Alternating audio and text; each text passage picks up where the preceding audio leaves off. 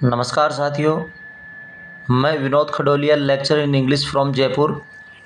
आज हम एक ख़ास RPSC second grade English subject के लिए लेटेस्ट सिलेबस 2025 जो नया सिलेबस आया है, उसमें पोइट्री सेक्शन में हम लोग जॉन कीट्स के पोएम जो प्रिस्क्राइब्ड अपने सिलेबस के अंदर अ थिंग ऑफ ब्यूटी। आज का वीडियो जॉन कीट्स के ऊपर ख़ास रहने वाला है। नए सिलेबस में साथियों बहुत कुछ बदलाव हुआ है।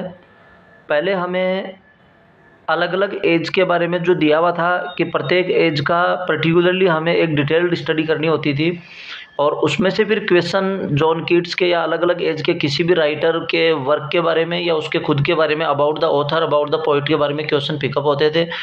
अभी हमारे क्या कर दिया गया है कि फर्स्ट ग्रेड का जो सिलेबस पहले था, लगभग उसकी तरह poems, drama, novel, fiction, prose, ये सभी अपने सिलेबस में है। सिलेबस लेंथी ज़रूर है, लेकिन इसमें किसी प्रकार की कोई घबराने की आवश्यकता नहीं है।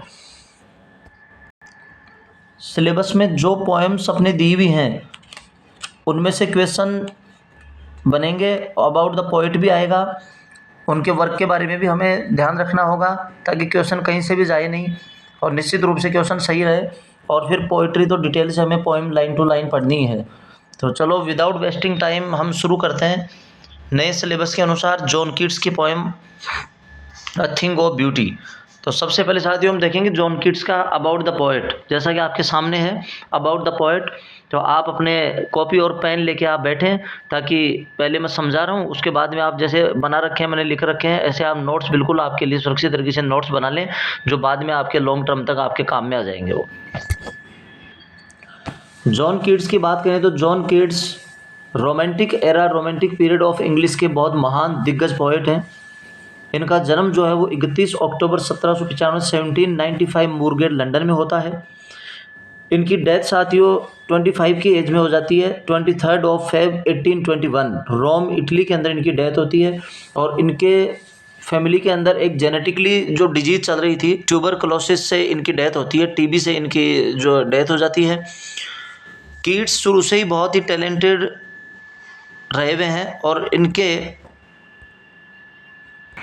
कीट्स के बारे में जब हम देखते हैं तो ये महान कवि तो थे ही, और कवि बनने से पहले 1815 में 1850 के अंदर ये एक मेडिकल कॉलेज के स्टूडेंट हुआ करते थे। इन्होंने 1815 में मेडिकल लाइसेंस इन्होंने प्राप्त किया था। गाइज हॉस्पिटल लंदन से इन्होंने मेडिकल साइंस में पढ़ाई की थी। उस समय इनका लिटरेचर के प्रति इंटरेस्ट जो है वो डेवलप होता गया।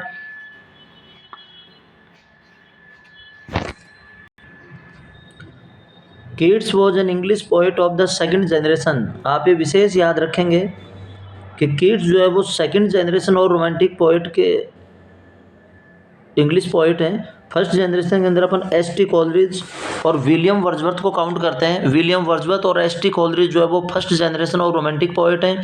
जॉन कीट्स जो है वो सेकंड जनरेशन रोमांटिक पोएट माने जाते हैं। Keats is known as the poets of beauty. Keats को पोएट ऑफ ब्यूटी के नाम से जाना जाते हैं। He was a passionate lover of beauty. Keats जो है वो ब्यूटी के पैशनेट लवर हैं and had influence of Greek aesthetic. और ग्रीक एस्थेटिक जो ब्यूटी थी, ब्यूटी फॉर नेचर, एस्थेटिक का मतलब होता है appreciation and beauty of nature, उससे बहुत ज़्यादा प्रभावित थे। और कीट्स के वर्क में ये ग्रीक एस्थेटिक नेचर का इम्प्रेशन जो है इजीली देखने को मिल जाता है। कई ऐसी पोएम्स हैं जिनमें जॉन कीट्स ने एस्थेटिज्म को जो है वो स्पष्ट रूप से एक्सप्रेस किया है उनके अंदर। तो आप याद रखेंगे कि ग्रीक एस्थेटिक ब्यूटी का इन्फ्लुएंस जो है वो कीट्स के ऊपर बहुत ज़्यादा था। कीट्स लवर ऑफ ब्यूटी के रूप में जाने जाते हैं। His poetry is rich in sensory experience. Keats की जो पोएम्स हैं वो सेंसेस को प्रभावित करने वाली पोएम है। सेंसरी एक्सपीरियंस का मतलब यह है कि 5 सेंसेस को प्रभावित करने वाली पोएम है इनकी। पोएम को जिस तरीके से रिच इमेजरी के साथ लिखा गया है, वो इमेजरी अपने सेंसेस को प्रभावित करती है, इसलिए कीट्स को सेंसुअसनेस पोएट के नाम से जाना जाता है। कीट्स एक सेंसुअसनेस पोएट हैं, सेकंड जनरेशन के पोएट हैं। कीट्स के जो कंटेम्प्रेरी राइटर्स हैं वो हैं लॉर्ड बायरन, पी.बी. शेली, ये कीट्स के कंटेम्प्रेरी राइटर्स हैं। और इसके अलावा ले हंट, हैजलिट, लैम और मैरी शेली, ये भी कीट्स के जो है वो कंटेम्प्रेरी राइटर्स हैं। पीबी शेली और मेरी शेली ये कपल हैं, हस्बैंड वाइफ हैं। और ले हंट का कीट्स की लाइफ में बहुत बड़ा योगदान रहा है। ले हंट का शुरू से ही इतना योगदान रहा है कि कई बार ऐसा माना गया है कि पोएट कीट्स को एक पोएट बनाने में ले हंट का बहुत बड़ा हाथ है, क्योंकि जब जॉन कीट्स की किसी प्रकार का कोई पब्लिकेशन खुद का नहीं था, उस समय इनकी पोएम को पब्लिश करवाने में ले हंट ने पूरी पूरी हेल्प जॉन कीट्स की थी, और आगे जाकर फिर इनका खुद ने इन्होंने पब्लिश करवाना शुरू कर दिया था। तो ले हंट का जो है बहुत बड़ा हेल्पिंग हैंड इनके साथ में रहता है, एक बहुत बड़ा नाम है Leigh Hunt. Major 6 poets of romantic era, हमें ये भी पता होना चाहिए। पहले जब हम लास्ट इस सिलेबस से पहले वाले सिलेबस में जब सेकंड ग्रेड के सिलेबस के अंदर एज पढ़ा करते थे, तो रोमांटिक एज के अंदर जो हम इन पोएट्स की major 6 poets of romantic era की बात करते थे, William Blake, Lord Byron, ST. Coleridge, William Wordsworth, PB Shelley, John Keats, ये major 6 poets of romantic era है। मेजर 6 पोएट है रोमांटिक एज के, जिनमें एस.टी. कॉलरिज और विलियम वर्ड्सवर्थ ये first generation of romantic poet हैं, और जॉन कीट्स, बायरन ये जो है वो सब सेकंड जनरेशन के अंदर माने जाते हैं। He was a great Hellenistic poet, ये बात भी आप विशेष याद रखेंगे, हम नोट्स बना के एक एक पॉइंट को आप लिख लें।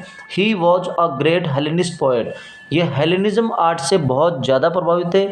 हेलेनिस्टिक पोएट का मीनिंग यहाँ ये है कि जो हेलेनिज्म आर्ट थी, जो ग्रीक कला थी, ग्रीक कला का प्रभाव कीट्स की पोइट्री में देखने को जो मिलता है उसको हेलेनिज्म कहा जाता है, इसलिए कीट्स को हेलेनिस्ट पोएट के नाम से जाना जाता है।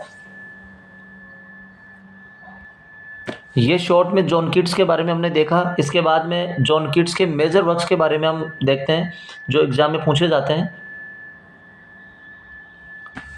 मेजर वर्क्स के अंदर ode to nightingale, ode to nightingale जो है वो जॉन कीट्स का बहुत मेजर वर्क है, इनकी फेमस कोटेशन भी है। Odd on a Grecian earn, ये जो है ये भी बहुत फेमस ओड है। ये फर्स्ट ग्रेड सिलेबस में जो पुराना सिलेबस जो फर्स्ट ग्रेड का है उसमें ये पोएम जो थी odd on a Grecian earn, अब वो सिलेबस बदल गया है। ये ओड टू नाइटिंगेल और odd on a Grecian earn ये दोनों जो है वो रेगुलर ओड हैं, पिंडारिक स्टाइल में लिखे हुए ओड हैं जॉन कीट्स के। स्लीप एंड ब्यूटी, ये जॉन कीट्स की पोएम है। On first looking into Chapman's Homer, ये एक सोनेट है जॉन कीट्स के द्वारा लिखा हुआ। La Belle Dame sans Merci, most important work है साथियों, इसको आप विशेष आप याद रखें कि ये जो वर्क है ला बेले डेम सेंस मर्सी, ये जॉन कीट्स का एक बहुत ही पॉपुलर वर्क है। 1815 में मेडिकल साइंस लाइसेंस प्राप्त करने के बाद में 1817 में जॉन कीट्स की मुलाकात एक इजाबेला नाम की लड़की से होती है।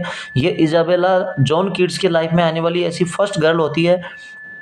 उस समय इन्होंने 1817 में the Eve of Saint Agnes and bright star, ये जो नीचे 6 नंबर पे जो पोएम दे रखी है the Eve of Saint Agnes ये है, और एक पोएम इनकी और ब्राइट स्टार एक पोएम है। ये 2 पोएम जो है उनको डेडिकेट करते हुए लिखी हुई थी उस टाइम इजाबेला को। उसके बाद में 1818 में सेकंड गर्ल जो जॉन कीट्स की लाइफ में आती है वो है फ्रांसिस फैनी ब्रान। फ्रांसिस फैनी ब्रान सेकंड गर्ल है जो जॉन कीट्स की लाइफ में आती हैं। उस समय इन्होंने ये पोएम, ये बहुत बड़ा एक बैलेड लिखा है। ये एक बैलेड है, ला बैलेड एंड सन्स मर्सी, ये एक बैलेड है जिसको इंग्लिश में, इसको अगर हम ट्रांसलेट करें तो इंग्लिश में इसका नाम है a beautiful woman without mercy, a beautiful woman without mercy. ये सेकंड गर्ल 1818 में लिखी हुई पोएम है जो फ्रांस फैनी ब्रान जो सेकंड गर्ल जो इनकी लाइफ में आई थी।